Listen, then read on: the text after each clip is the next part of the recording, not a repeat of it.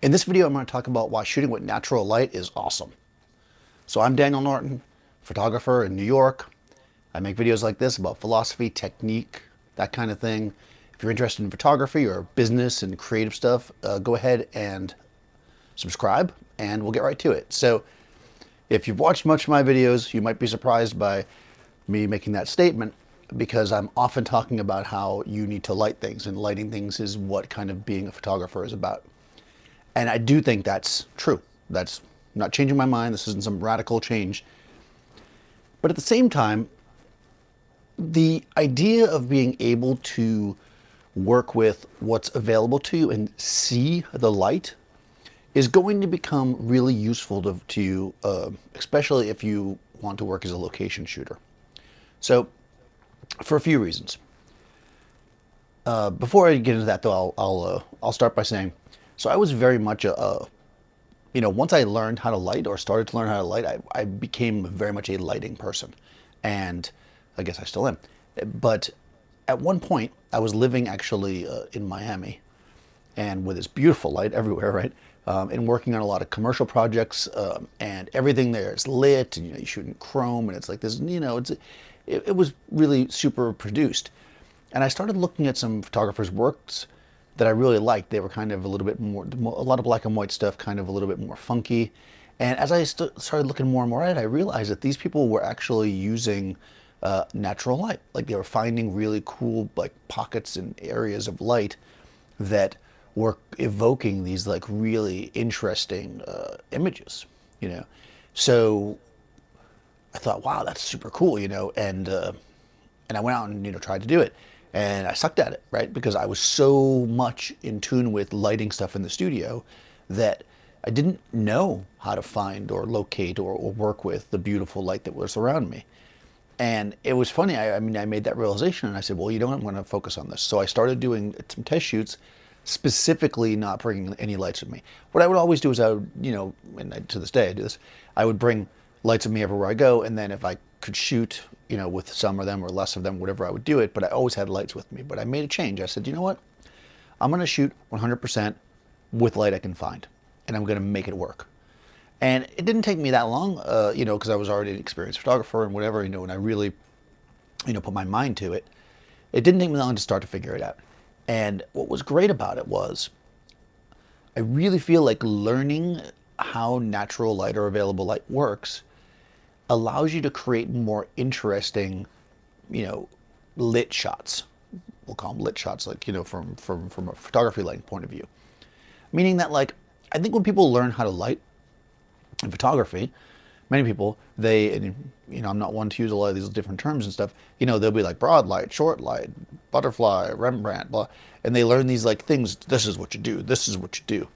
And the reality is that in life, light doesn't, often look exactly like that, although it does do it at some points. And when you want your images to evoke certain feelings and certain emotions, you kind of want to go away from this kind of standard stuff because people are used to seeing that light. So when they see it, it feels artificial to them, Yeah, during certain times of day, like the sunset's coming down, the light's coming across beautiful or coming through a window, you might get a beautiful Rembrandt pattern on somebody's face. But generally speaking, that's not the type of thing that happens when you're sitting in an office and, which is how we're photographing, let's say, a corporate portrait, right? It doesn't feel right, it doesn't look right. It looks artificial, which is not necessarily a bad thing. But when you want to create things that have a real feel to them, a real natural feel, you need to understand what natural and what we'll call existing light does. Because I think when a lot of people say they're natural light photographers, what they mean is they shoot with the light that's there. So that doesn't mean they don't turn on a lamp next to a bed in a hotel room if they're shooting some moody shot in there. It doesn't mean that they don't go under a street light. It just means that they don't use photography lighting. Now, I think, and I've said this before, limiting yourself to that is actually, as a photographer is really not a good idea. Like, you really want to know how to light and create. But I do think in testing and trying, putting that bond on yourself and being like, I'm not going to use any artificial light for this. I'm going to go out here with this idea and I'm going to try to find light that gives me the thing I want.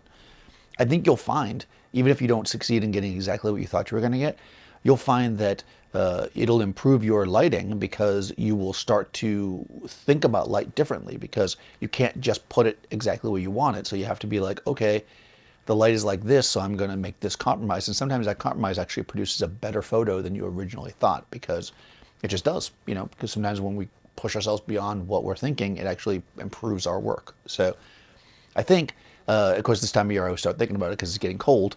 And, I start thinking about that now I'm going to be trapped in the studio. All summer, like I'm in the studio shooting because I love lighting and everything, and not thinking anything of it because I could step outside any time. But now it's starting to get cold, right? And now I'm starting to think, oh man, I have to shoot in the studio. So it becomes a little bit of a pressure. Whereas in the summer I could walk around, shoot available light. Although I will say that the light, I'm in New York, the light in the fall is probably the nicest light. Just generally speaking, there's just less of it. The sun's a little bit lower in the sky. It's crisp. There's something to it. So the fall light is beautiful. There's not a lot of it, which limits, when we can shoot.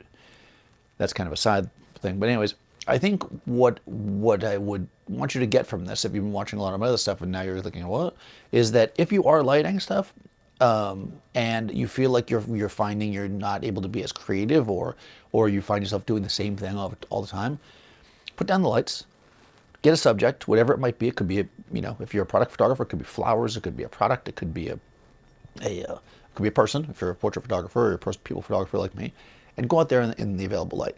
And I will say this too: when I lived in Miami, we shot a lot of catalogs. A lot of that was done with available light because the availability of battery-powered strobes was not what it is today. And also there's a different style, kind of covering a model's head with a silk and with a nice soft overhead light, and then in the background below it was very much kind of a style, and it still is, I guess, for some stuff. It was just how we chose to shoot it. If when we would shoot products like that too, like we'd be shooting the catalog and we'd have like whatever 6, 10 dresses, whatever, shooting a day, and then you might have like some accessories, and you'd put them down, on the stairs at the mansion that you were shooting at, and you'd use a silk or a reflector and shoot it with the available light. Because again, we didn't have the flash that could operate out there with no power. So it is definitely something that you can use. What ends up happening is, if as I've said in other videos, if you only rely on available light, then you're going to find yourself sometimes not being able to succeed in creating the shot you need to create. So in those cases with the product, we would always do them because we were there and it was cooler, but there was always a day slotted for studio product stuff as well, just to be sure we got it all, just in case. This was more like we shot it because we had time and we were there. So anyways, that's kind of the sideline again. Make a lot of these little sidelines. Never a straight path, but I think it all kinds of ties together, that's why. So this is what I would say. Before it gets too cold, go out there. I mean, maybe you're in the south and it's never cold. Go out there and shoot with some natural light. Look for some stuff. I'd give yourself 2 assignments. Number 1, think of a way you want the light to look, like something maybe you normally do in the studio. Let's say it's Rembrandt lighting. You like that style. Go out there and find that. Find that in available light, whether it be, artificial available light, or it be, meaning like stuff that's already there, like a light in a room or a light in a store. And then also go out there and just find some light you really love that's available light, and then try to recreate something like that in the studio. So do those 2 things. I think it'll really improve your work. Maybe you're already doing this. Let me know. Do you guys like to shoot with different stuff? I know that I got a lot of feedback on my natural light kind of bashing video. So, we'll see what people say about this one. I think that mastering all types of light is important as a photographer, and you can't ever say, this type is bad or that type is good. It really depends on what you're doing. So go out there and try those things. If you guys haven't already, please subscribe and ring the bell. And I'll see you next time.